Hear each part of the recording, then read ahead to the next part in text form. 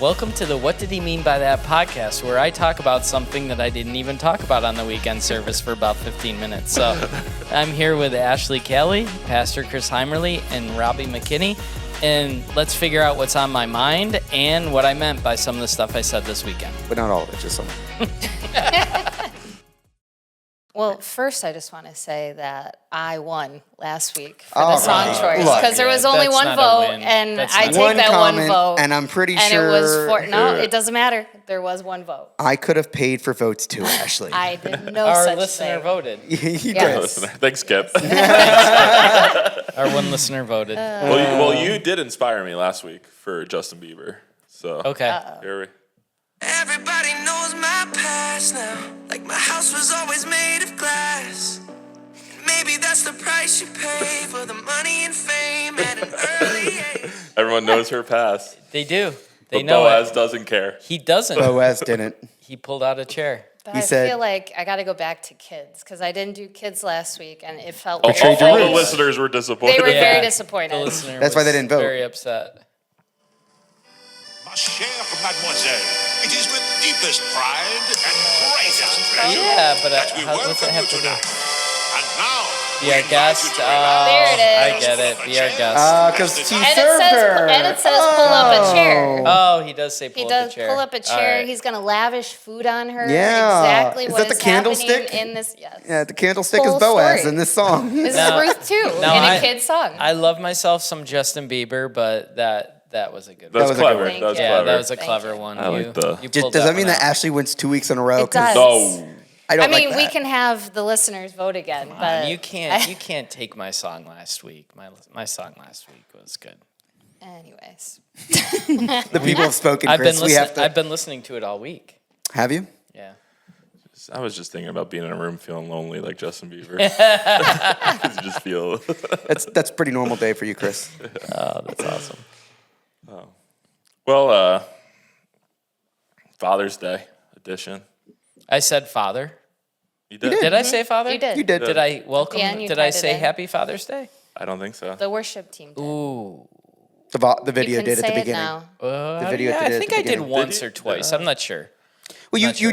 hit a really good part of the message, which I was going to get into, but we could start there, where you said like this is how Boaz is acting is how we as men should be acting. Like, Oh, this yeah. is what fatherhood is. Yeah. This is what masculinity is. Yeah. So It's that was a helping the really good, I vulnerable. think, Yeah. really good part of the message, especially on Father's Day. Wait, and Yeah. part of that at the And he called her daughter. at Mm-hmm. the 8:30, you were He you was had a a father. really hard time coming up with the word Biological. offspring. No, Offspring. no. It wasn't. That wasn't the word you wanted. No, I was trying to come up with the word Okay. biological, and I Yeah, couldn't you think. You couldn't get it Like out. my mind was blank.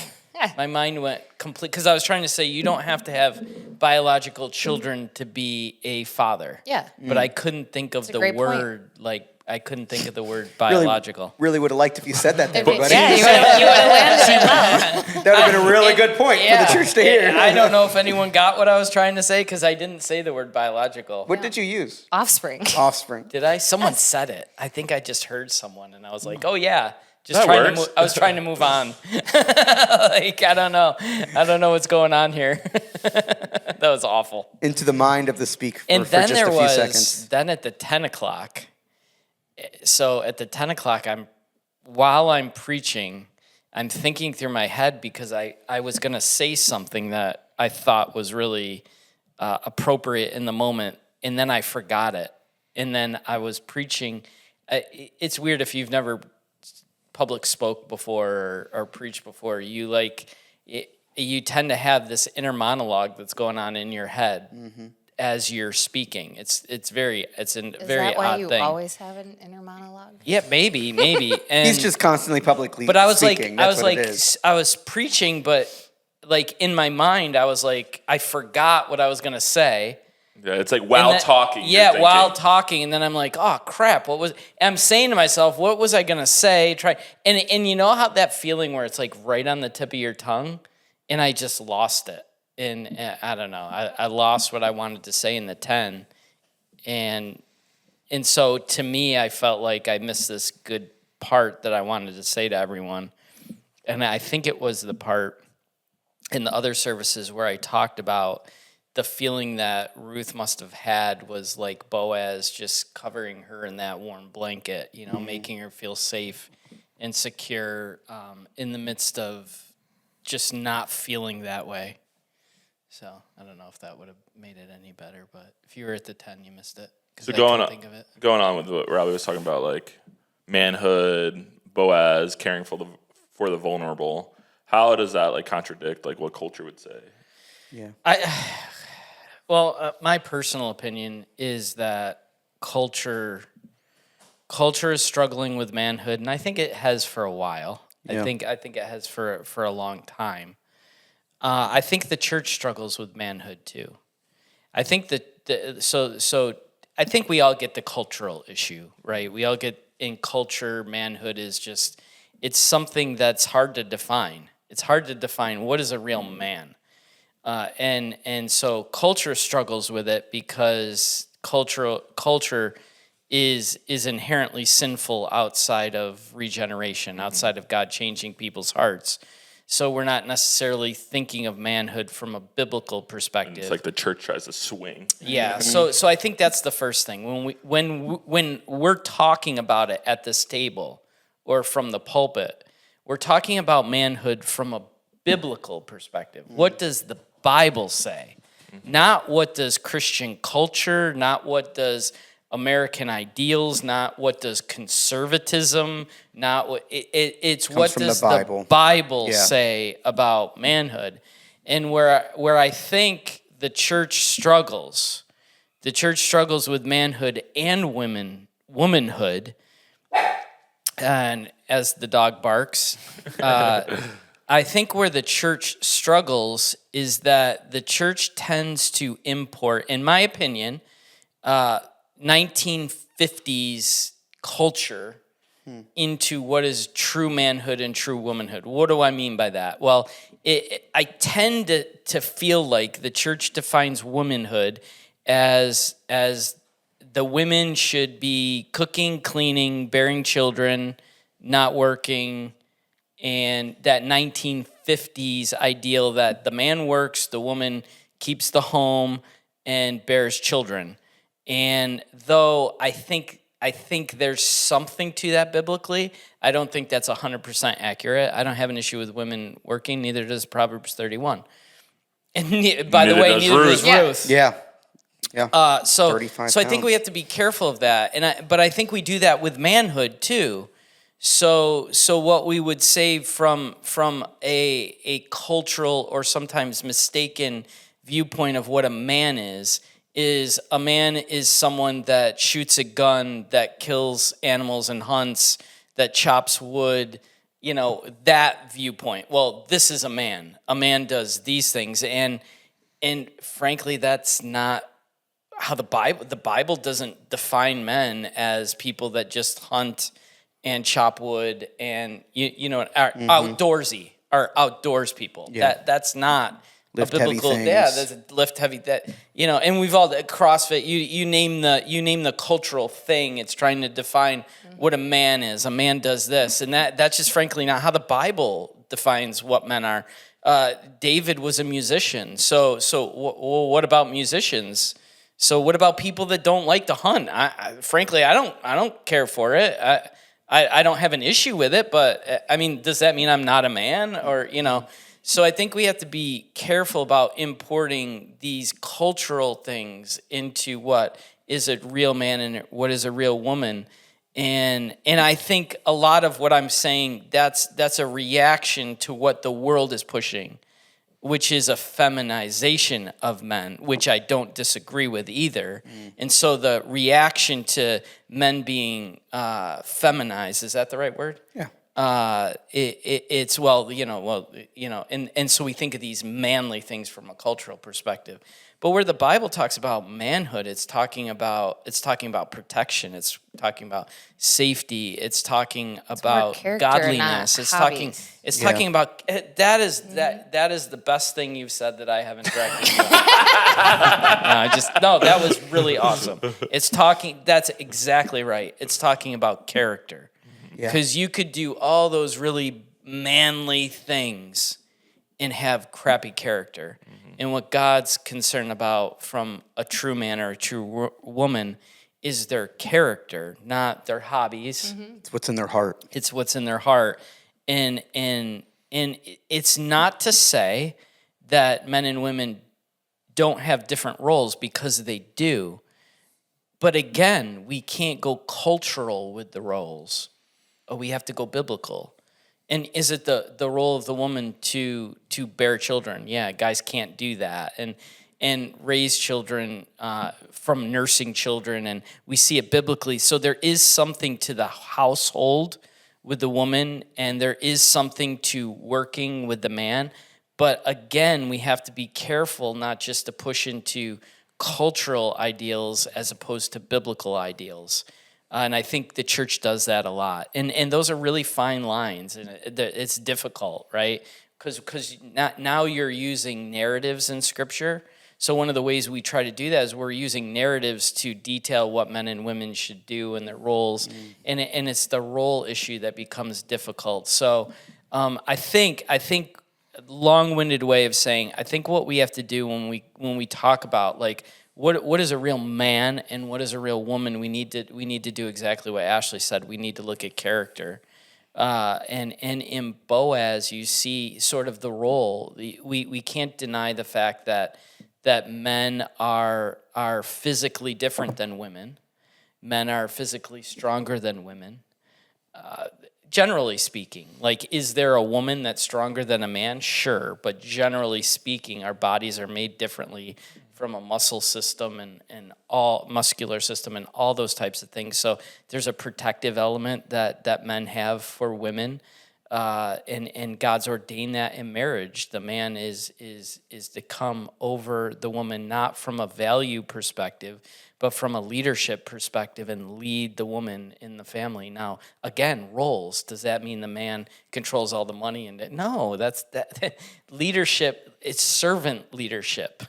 It's like Jesus serving the church. So there's a lot that goes into what is a true man, but I think we see the real solid picture of Boaz being a man with power in that moment, a landowner, someone in that society that the society has said power, and then Ruth, someone in that society that's vulnerable. And what is a man? It's a man is someone that protects the vulnerable. They don't abuse the vulnerable, which all the other men would have been doing in that moment. But Boaz comes and protects her and covers her like God would cover his people really long. But I like how you said, too, it's so much further than just the protection, right? Like, he did that, but then you talked about how he serves her. Like, so it's that extra step. It's like, okay, I'm not just telling her what to do and not do, and here, if you stay in this field, you'll be protected. But then he also acts in his protection and how he serves her food. And it was like, oh, what a great picture. But again, it's that picture of manhood. And this is where women get confused, because they hear people in the church say, wives, submit to your husbands, and they react take it the wrong way. Yep. Like that's a value thing, or it's not a value thing. It's actually submitting yourself to the leadership of the man that would serve you. The service, the leadership is to come under and serve. And that's why sometimes I'm like, I don't, I remember the first time I ever preached on that, I read the scripture, wives, submit to your husbands, and when I read the scripture, a woman in the back of the church went, ha! And I heard it, and I went, whoa! And I literally said, all I'm doing is reading the scripture. Like, I didn't even comment on it. But, like, women don't want to hear that, but I think they don't want to hear it because they don't understand it. And they take the word to mean something that it's not supposed to mean. Doesn't mean biblically, and they take it to mean what I'm saying, 1950s. cultural thing, and that's not biblically And what it because means. someone in power used it the wrong way, Yeah, and yeah, now yeah, they they just look view at the everything. negatives. Yeah. And because the church hasn't been clear about it. The But church, it's the so church hasn't important. done it well. We have to remember that just because something's happened in our culture and that's Yes. not what the Bible Yes. intended. Yes. It's not Yeah, it's not exactly. what God intended when he wrote it and when he had Yeah. it put in the Bible. We have to separate that. And really, its role in the same Yeah. way. And again, this is a tough. I got to be careful because there's a picture of it in the Trinity, but it's different Trinitarianly because there is no difference at all between the three gods. Yeah. It's not three gods. It's not one powerful God over lesser gods. It's one God in three persons with different roles that are all working in and among themselves. But the Father's role is different than the Son's, and the Son, not eternally, that was a theological debate, but in time submitted to the plan of the Father. Not eternally. He wasn't eternally because that would mean he was lesser, but in time he submitted to the plan of the Father in redemption, and in the same way husbands and wives relate, and there's no difference in value, right? It's a difference in role. And it happens in the home between men and women, and it happens in the church between men and women. And that's the big debate about ordaining pastors. Should we have female pastors? Well, the role of the elder, pastor, bishop, biblically is for the male. It just is. That's the language. And so all the people that disagree with that will say, well, what about Esther? And it's like, yeah, you're missing the point. We're not saying that women can't be leaders. Right. We're not saying that women can't have authority in certain times and periods. We're saying a woman can't be an ordained pastor, elder, bishop, that language, because that's reserved for a man, in the same way that a woman can't be a husband. It's a title that carries a role. And it doesn't mean that women can't teach in the church, can't lead in the church, can't pastor people. They can still pastor people. They do. But there's a role biblically that's left for the man. And all those that disagree with me, you can't show me it biblically. All you can say is, well, what about Esther? What about Junus? Or, they take all these names that were women, and it's like, all right, but an Deborah? elder shall be a man with one wife. And then it actually gives criteria for the wife. And so you're ignoring the text of Scripture, and you're twisting a bunch of other texts because you think that we mean something by that we don't. Yeah. It's not value, it's role. And that's all it is. And that's all it is in the family, and that's all it is in the church. And it doesn't extend beyond that biblically. So we can't export it to other things. So back to That was Boaz. back to Boaz. But that's a good conversation because I think it's really twisted. It's twisted. I've heard. I mean, literally, churches that disagree with me have twisted it to people that go to Northside, and so women have come to me and you and said, "Well, I've heard from this pastor that you believe this," and it's like, no. Like, that's not true. We don't believe that about women. There's no value difference. There's no there's no ability difference. There's no gifting difference. There's a role difference that has to do with the way the Bible describes it. So I think in your message this week, you also encouraged His everyone message at... wasn't on that? No. So what did I mean by that? And I didn't even say it. But what I was going to say didn't mean any of that when he I feel like you encouraged all of Northside to play musical chairs and sit somewhere else next week. Oh, they did it one Saturday night, and I said it from remember the that. pulpit. You remember? I was like, and I knew the people, and I'm like, and they had moved seats. And no one was sitting in their other seat. And I was like, why did you guys move? Like, I don't understand what's going on. You sit there. Yeah, you're not supposed to sit there. In all seriousness, I do think that it's a really good point that you kind of brought all of us back to. Like, remember a time when you were there, because we so easily forget, and we're comfortable now, and we come in and we don't feel uneasy, and we sit down, and it's like, hey, we need to remember as Northside is growing, as we build this new building, like we need to be pulling out chairs. What are people going to do in the new building? I know. They're gonna have to. You gotta find a new have to building. claim it So quick. we're all gonna be Claim in it the quick. same Claim your situation territory. together. You know, it just, and I think we've talked about this on a podcast a couple podcasts ago, but it is, we have to remember how difficult it is for people to come into the church, how difficult it is to break that barrier of the doorway. And not just the doorway, but relationship. Like forming new relationships is one of the most difficult things in the world. It is. And when it's difficult and it's scary, the littlest things can just make you give up and walk away. And we don't want that to happen. Like there's lots of statistics about, you know, how long people will take to get integrated and become really part of a church and stay. And part of it is really, it's from a pastoral perspective. All of us pastors, we want to close the back door. And what do we mean by that? We want people to feel like they're at home. We want people to find relationship. We want people to grow. But most of all, what that means when that's happening in your life is you have to deal with conflict too. Yeah. Like it just can't be like, well, I don't like what they said to me, I'm leaving. Like, you don't do that with your family. Because conflict will arise. Yeah. Not everything's going to be perfect 100% of the time. Conflict's going to come. And so people are very adverse to conflict. So little conflicts can happen. Well, I don't like what they said to me when I dropped off my kid or you know, whatever it is. And we have, us as pastors, and not just pastors, the people in the church that are sitting in the seats have to be able to say, to metaphorically pull out a chair and say, hey, you know, come on, sit with me, be part of this with me. Yeah.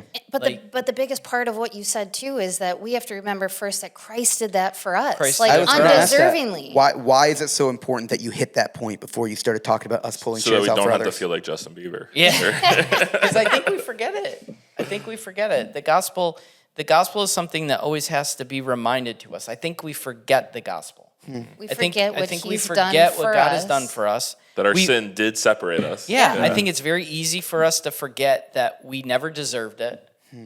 To forget that we were a mess, to forget that we looked like them, to forget that, you know, grace was poured out on us. And I think when we remember that, it makes it easier and it motivates us to do it for other people. Yeah, and I think with that too, like that's how the labels get removed. Yeah. Becoming daughter, right? Becoming son, like all what is in your head. Widowed. Dude, I could not preach. I wish I could have just talked about that for 30 minutes, because the labels is the most powerful thing about that whole sermon, in my opinion. Because I'm looking at a congregation, 4 different congregations, by the way, Saturday night at 6, 8:30, 10, 11, all these different people sitting in front, 11:30, all these different people sitting in front of me, and I'm seeing different cultures, different skin color, different hair color, different gender, different age, different socioeconomic background, and I'm looking at all these people that I know are carrying labels. You know, all of them are. All of us are carrying labels. Not even negative ones. Not even necessarily. They don't mean negative, but we. You're right, but we still carry that label. Yeah. And I'm looking at all these people that are carrying labels, and I'm thinking of Ruth that's carrying this label that worker gave her that she knew she had, and all of her labels: Moabite, widow, poor, foreigner. That Moabite is really that ethnic, racial discrimination in that moment. All those things are carried in what's going on in the text, and Boaz just breaks through it all, and he uses this family label, daughter. And to think about the fact that all these people have all these labels, and to know that Jesus just calls you son or daughter. I didn't even do it this well. You're doing it really well. This right is now. way better. This is why we have this. This is podcast. why we have the podcast, This because I is did what not. he meant by that. I wish I could have articulated that just better and better and better to people, so they could understand that the significance of what's going on there with the label. And in that moment when he says that to her, it must like free her from all her fear, because I really do think the likelihood is that she's on the edge of the field and she's hoping not to be noticed because of her labels. And think about how that correlates to people coming into church. We have people on the edge of the congregation, on the edge of the group, just coming through the doors, and they're carrying their label. And trust me, they're thinking, this is what all these people think about me. Yeah.